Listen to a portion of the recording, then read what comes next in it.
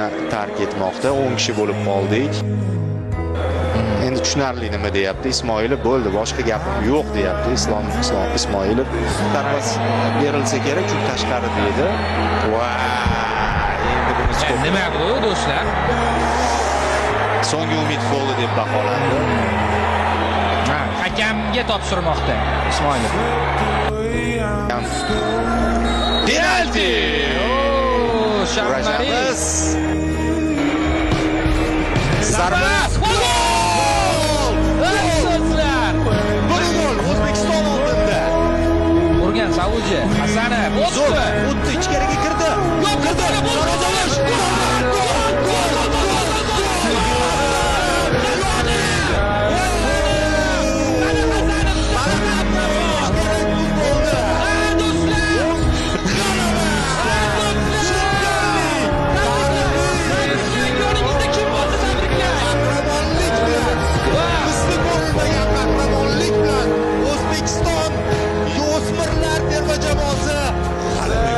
Voy do'stlar, qanday tarix yozildi bu futbolchilar, boshqacha futbolchilar.